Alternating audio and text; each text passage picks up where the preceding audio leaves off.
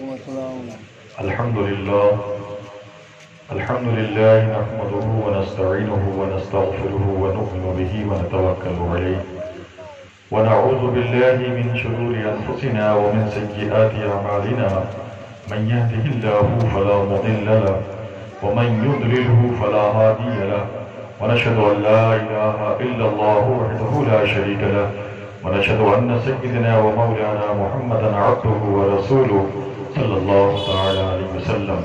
أما بعد فأعوذ بالله من الشيطان الرجيم. بسم الله الرحمن الرحيم. قد أفلح من زكاها وقد خاب من دساها. صدق الله العظيم وصدق رسوله النبي الأمين الكريم ونحن على ذلك لمن الشاهدين والشاكرين والحمد لله رب العالمين. نہ طاقت سے نہ دولت سے نہ گھر آباد کرنے سے، نہ طاقت سے نہ دولت سے نہ گھر آباد کرنے سے، تسلی دل کو ہوتی ہے خدا کو یاد کرنے سے، اور محمد کی محبت دین حق کی شرط اول ہے، اسی میں ہو اگر خامی تو سب کچھ نامکمل ہے، اور نہ رستم نہ سام باقی ہے، بس فقط نام ہی نام باقی ہے، وقت پیری شباب کی باتیں ایسی ہیں جیسے خواب کی باتیں. محترم سامعین کرام، میں نے جس آیت کریمہ کی تلاوت سے اپنے آپ کو مشرف کیا ہے، تھوڑی دیر انشاءاللہ تعالیٰ اس آیت پاک کی گرد گفتگو کی جائے گی. قبل اس کے کہ گفتگو کا آغاز کیا جائے، نہایت ہی عقیدت اور احترام کے ساتھ آقا نامدار سید ابرار فخر موجودات جناب محمد رسول اللہ صلی اللہ تعالی علیہ وسلم کی بارگاہ بکس پناہ میں درود پاک کا نذرانہ پیش فرما لیا جائے اور پڑھا جائے. اللہم صلی علی سیدنا و مولانا محمد وعلی آل سیدنا و مولانا محمد مبارک وسلم صلاۃ و سلام علیک یا رسول اللہ صلی اللہ تعالی علیہ وسلم. حضرات گرامی، آج ہم سب جو اکٹھا آئے ہیں، جیسا کہ آپ حضرات کو معلوم ہے کہ جناب ماسٹر شکیل احمد صاحب کی والدہ رخسانہ بیگم کا 16 رمضان 1445 ہجری مطابق مارچ 2024 میں انتقال ہوا. آج ان کے انتقال کو 40 دن پورے ہو گئے. اس مناسبت سے جو ہے 40ویں کی فاتحہ منعقد کی گئی اور جشن عید میلاد النبی صلی اللہ تعالی علیہ وسلم کا اہتمام کیا گیا. حضرات، ماسٹر شکیل احمد صاحب کی والدہ، حقیقت میں ان کی والدہ مرحومہ شاہدہ بیگم کا انتقال 29 محرم الحرام 1397 ہجری کو ہوا تھا، مگر جس ماں نے پورا ماں کا پیار دیا اور اپنی آغوش محبت میں لیا اور کبھی محسوس نہیں انہوں دیا، اسی طریقے سے ان کے بیٹوں نے بھی کبھی انہیں احساس نہیں کرایا. اس ماں کا نام رخسانہ بیگم، جنہیں سب لوگ پیار سے آپا کہا کرتے تھے. آج ان کے انتقال کو پورے 40 دن گزر گئے ہیں. اللہ تعالیٰ کی بارگاہ میں دعا ہے کہ اللہ تعالیٰ ان کی بار بار مغفرت فرمائے اور جنت المعلیٰ میں اعلیٰ سے اعلیٰ مقام عطا فرمائے اور ان کے تمام گناہ صغائر و گناہ کبائر کو معاف فرمائے. حضرات گرامی، تقریر ہو چکی ہے. مجھ سے پہلے عزیزی گرامی حضرت مولانا حافظ وقاری محمد محسن رضا حنفی، جو اس وقت جامعہ ازہر مصر میں تعلیم یافتہ ہیں، ان کی ہوئی. ان سے قبل بڑی ہی جو ہے گرج آواز کے ساتھ بڑی نایاب باتیں حضرت مولانا نہار احمد صاحب صدیقی کے ذریعے بھی کی گئی. حضرات گرامی، اب تقریر کی کوئی ضرورت نہیں تھی کیونکہ وقت بھی کافی ہو چکا ہے اور آپ کا مزاج اور آپ کا جو مزاج ہے اس سے ہم اچھی طریقے سے واقف ہیں کہ آپ کتنی دیر بیٹھ سکتے ہیں اور کتنی دیر سن سکتے ہیں، اس سے ہم واقف ہیں.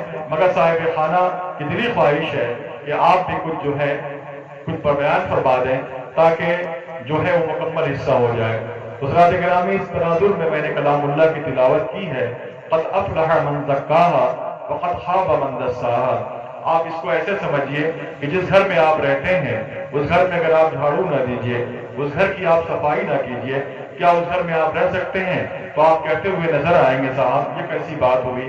جس گھر میں آدمی رہا کرتا ہے، جس جگہ رہا کرتا ہے، وہاں اس کو جھاڑو بھی دینا پڑتا ہے، اس کی صفائی بھی کرنی پڑتی ہے. اگر وہ جھاڑو نہ لگائے، صفائی نہ کرے تو وہ گھر رہنے لائق نہیں ہوا کرتا ہے. اگر میں آپ سے کہوں کہ آپ جس کمرے میں سویا کرتے ہیں، جس بیڈ پہ نرم بستر پہ سویا کرتے ہیں، اگر اس بیڈ کی چادر نہ بدلی جائے، اس بیڈ کی صفائی نہ کی جائے اور اسی طریقے سے تواتر کے ساتھ 6 مہینے ہو جائے اور آپ کو کہا جائے کہ اس بستر پہ سوئیے تو آپ کہتے ہوئے نظر آئیں گے صاحب کم سے کم چادر تو بدل دیجئے، جھاڑو نہ لگ سکا ہو تو کم سے کم چادر تو بدل دیجئے تاکہ سونے میں آرام مل سکے، تاکہ اس کمرے میں رہنے میں ہمیں سکون مل سکے۔ تو جب یہ بات آپ سمجھ گئے ہیں تو اس بات کو سمجھنے کی کوشش کیجئے کہ پروردگار عالم نے کیا فرمایا ہے، قد افلح من زکاہا وقد خاب من دساہا، جس نے اپنے نفس کا تزکیہ کر لیا وہ کامیاب ہو گیا، اور جس نے اپنے نفس کا تزکیہ نہیں کیا وہ کامیاب نہیں بلکہ نامراد ہو گیا۔ کیا مطلب ہوا؟ اللہ تعالیٰ نے ہمیں اس شکل میں، انسانی شکل میں ایک وجود دیا ہے، انسانی شکل میں ایک وجود دیا ہے، اور اس کے ساتھ نفس کو بھی رکھا ہے جس کو ہمیں صاف کرنا ہے، پاکیزہ بنانا ہے۔ وہ نفس کیسے صاف ہوگی، کیسے پاکیزہ ہوگی؟ اس کے لیے ہمیں بارگاہ رسالت مآب صلی اللہ تعالیٰ علیہ وسلم سے تعلیم لینی ہوگی۔ آپ کہیں گے کہ حضور صلی اللہ تعالیٰ علیہ وسلم کی وصال کو تو 1500 سال ہونے والے ہیں، اب کہاں جا کے ہم تعلیم لیں گے؟ حضرات گرامی، آپ کو معلوم ہونا چاہیے کہ حضور صلی اللہ تعالیٰ علیہ وسلم نے اپنے فرمان کا، اپنے احکامات کا، شریعت کا ایسا خزانہ چھوڑ دیا ہے کہ قیامت تک وہ شریعت، وہ علم ہمیں کافی ہے۔ اگر اس پہ ہم عمل کرتے رہے تو کبھی ہم ناکامیاب نہیں ہوں گے۔ حضرات، انسان کا جو اصل مقصد ہے وہ اللہ کی معرفت ہے، اللہ کی بندگی ہے، جیسا کہ اللہ تعالیٰ کا ارشاد ہے وَمَا خَلَقْتُ الْجِنَّ وَالْإِنسَ إِلَّا لِيَعْبُدُونَ۔ مگر آج ہم کی کامیابی کسے سمجھتے ہیں؟ دنیا میں کامیاب ہونا، دنیا میں مال و زر کا اکٹھا ہو جانا، جائیداد کا اکٹھا ہو جانا، روپے پیسے کا اکٹھا ہو جانا، مختلف مکانات کا بن جانا، ہم یہ سمجھتے ہیں یہی کامیابی کی زینت ہے، یہی کامیابی کا ضامن ہے۔ مگر حقیقت کیا ہے؟ وہ انسان کامیاب زیادہ رہا ہے، وہی انسان کامیاب ہے جس نے خدا کی بندگی میں کامیاب ہو گیا اور اس نے اللہ کی بندگی حاصل کر لیا۔ جب اس نے اللہ کی بندگی حاصل کر لیا تو اس نے اللہ کی معرفت حاصل کر لیا۔ حضرات گرامی، آپ ذرا غور کریں، کوئی شخص یہ کہے کہ ہمارے حکم پہ تمہیں عمل کرنا ہے، ہمارے حکم پہ تمہیں عمل کرنا ہے، اور آپ اس شخص کی شکل سے واقف نہیں ہے، اس شخص سے روبرو بھی نہیں ہے، نہ اس سے آپ کی ملاقات ہے، نہ کبھی آپ نے اس کو دیکھا ہے، تو کیا بتائیے، ایمانداری سے بتائیے کہ آپ اس کی باتوں پہ اس طریقے سے عمل کریں گے جس طریقے سے عمل کرنے کا حق ہے؟ تو آپ کہتے ہوئے نظر آئیں گے صاحب میں نے آج تک انہیں دیکھا ہی نہیں، جو ہمارے علاقے کے MLA ہونے والے ہیں، MP ہونے والے ہیں، آج تک میں نے انہیں دیکھا ہی نہیں، تو میں کیسے جانوں گا کہ وہ کیسے ہیں، کیسے ان کی باتوں کو مان لوں گا؟ مگر وہی شخص جو اس امیدوار بنا ہوا ہے، اسے آپ دیکھ لیں گے، اسے سمجھ لیں گے، اس کی باتوں کو سن لیں گے تو آپ کو یقین آ جائے گا، یقیناً یہ شخص جو ہے وہ لیڈر کے قابل ہے، یہ شخص جو ہے قائد کا قابل ہے، اسے ہی ووٹ دیا جائے۔ تو یہ فطری بات ہے۔ ذرا آپ غور کیجئے، آپ اللہ کی بندگی کریں گے، اللہ کی عبادت کریں گے، وہ بھی ایسی بندگی، وہ بھی عبادت جس کو آپ نے دیکھا نہیں، جس کو آپ نے جانا نہیں۔ آپ بتائیے کہ اس کی عبادت میں، اس کی بندگی میں آپ کو لطف آئے گا؟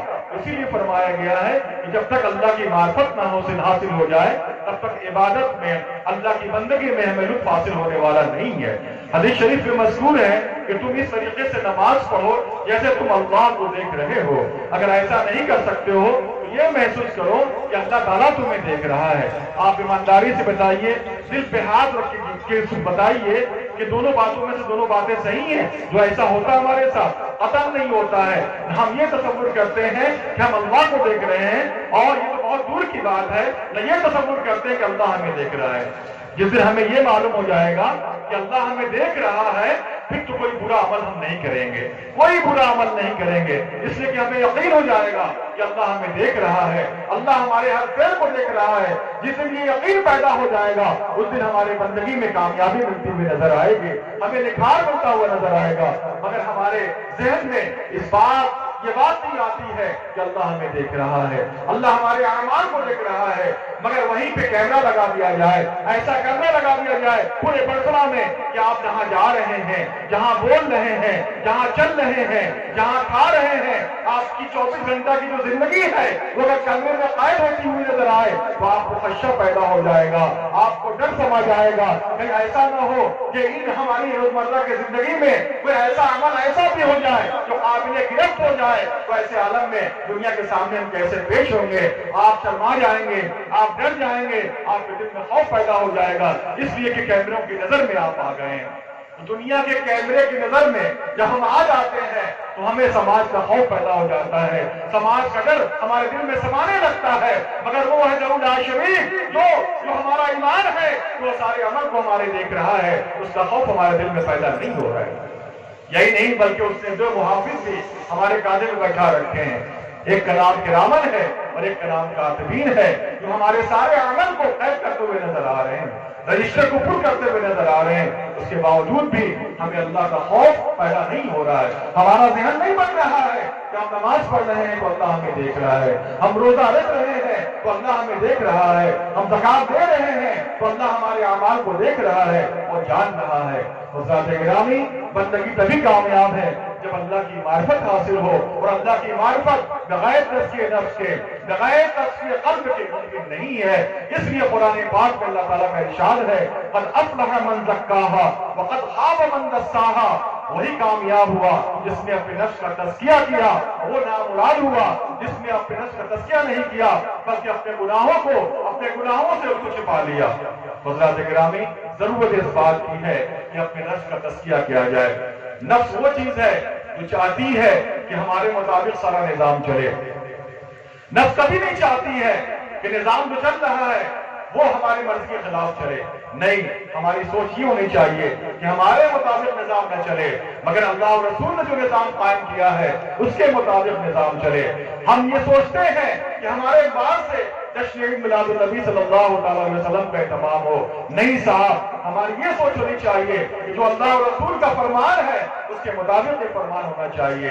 ہم جو اپنی زندگی گزار رہے ہیں کبھی یہ تصور میں نہیں لانا چاہیے کہ ہمارے حساب سے، اپنے مرضی کے حساب سے ہماری زندگی کا نظام ہونا چاہیے، بلکہ ہمارے ذہن میں، ہمارے فکر میں، ہمارے دل میں یہ مزاج ہونا چاہیے کہ جو اللہ اور رسول نے ہمیں پیمانہ دیا ہے زندگی گزارنے کا اس کے مطابق ہمیں اپنی زندگی گزارنی چاہیے۔ حضرات گرامی، تو جب تک نفس کا تزکیہ نہیں ہوگا اور قلب کا تزکیہ نہیں ہوگا تب تک کوئی بھی عبادت ہمارے قابل قبول نہیں ہوگی، اس لیے کہ نفس ایسی شے ہے جو اللہ اکبر جو ہمیں اس لائق نہیں چھوڑا کرتی ہے کہ ہم جو ہیں جو اللہ کی عبادت کر سکیں، اللہ کی ریاضت کر سکیں۔ حضور سرور کائنات صلی اللہ علیہ وسلم کا ارشاد ہے کہ اے انسانوں، تمہارے دل میں ایک گوشت کا لتھڑا ہے، بظاہر اگر وہ پاک ہو گیا تمہارا وجود پاک ہو گیا، اگر وہ پاک نہیں ہوا تمہارا سارا وجود خراب ہو گیا، سارا وجود گندا ہو گیا۔ خبردار وہ دل ہے، خبردار وہ دل ہے، یعنی ہمیں دل کو کیا کرنا ہے؟ دل کا تصفیہ کرنا ہے، دل کو صاف اور شفاف کرنا ہے۔ جب دل صاف ہو جائے گا تو سارے لوگ ہمیں اچھے نظر آئیں گے، اور جب دل خراب ہوگا تو اپنے علاوہ کوئی اچھا نظر نہیں آئے گا۔ یہ اس کی مثال ہے۔ دل صاف ہونے کی کیا مثال ہے؟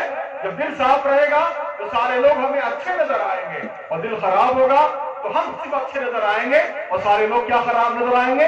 خراب نظر آئیں گے۔ اور یہی ہمیں غارت کرنے والے راستے پہ لے جانے والی چیز ہے۔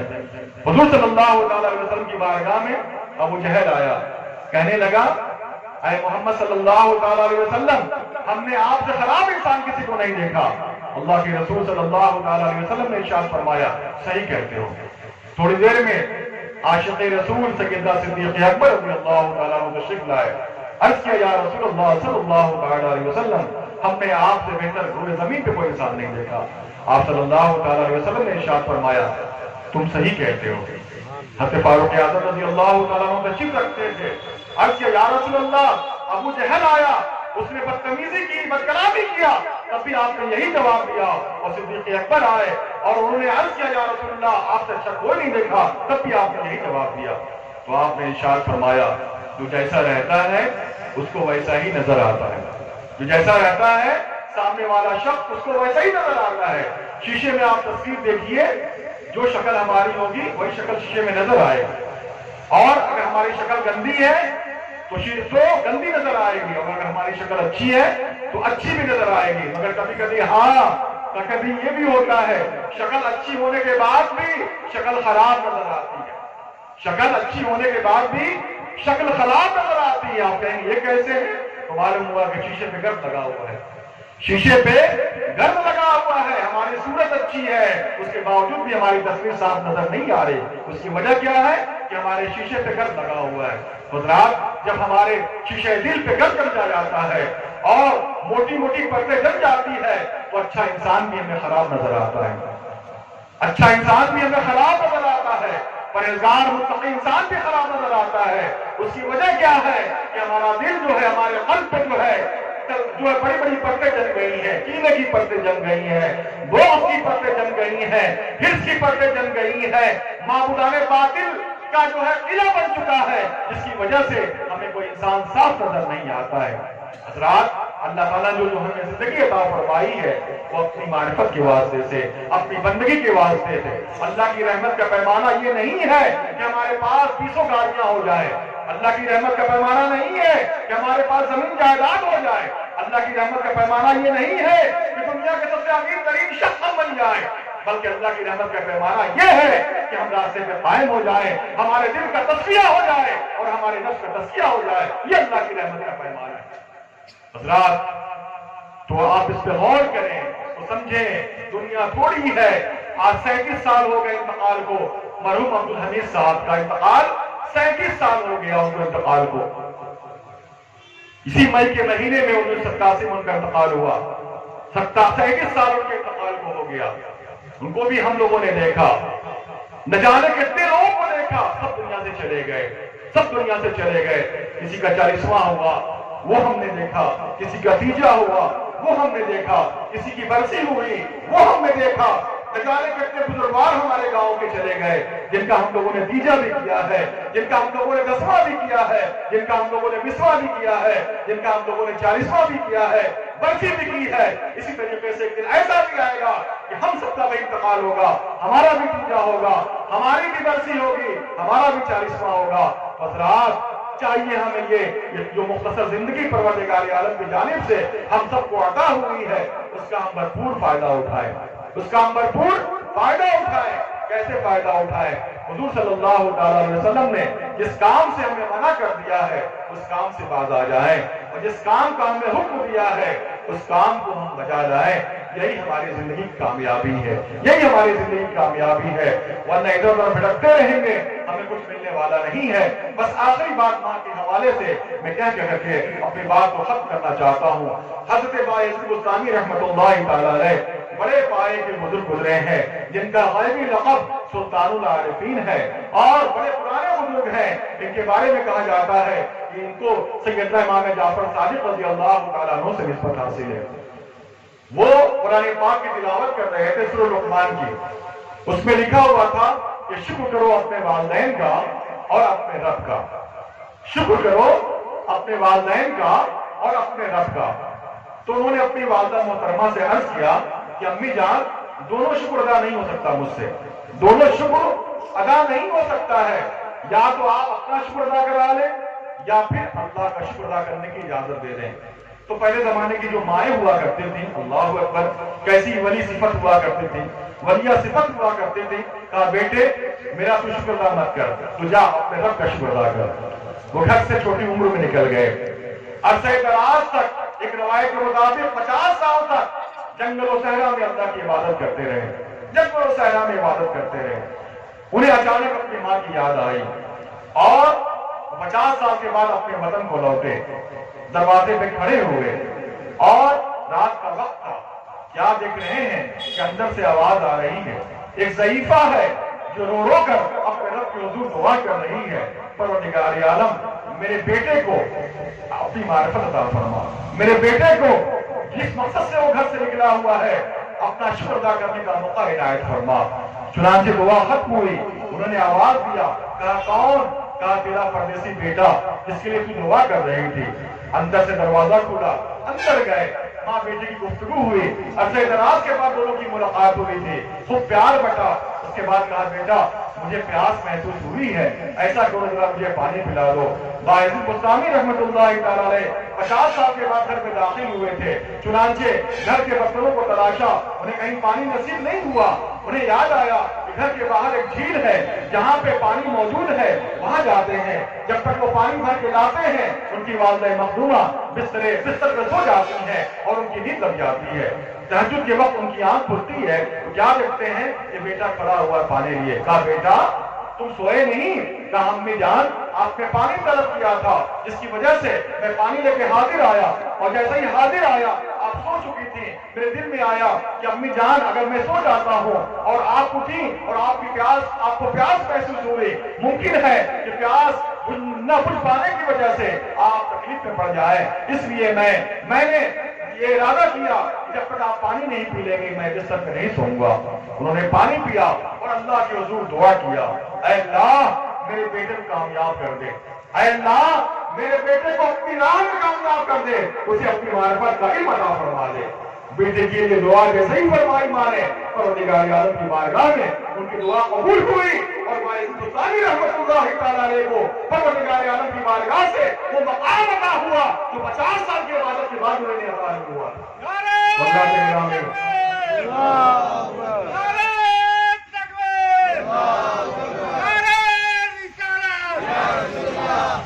یہ ماں کی دعا کا اثر ہے، یہ ماں کا احترام ہے۔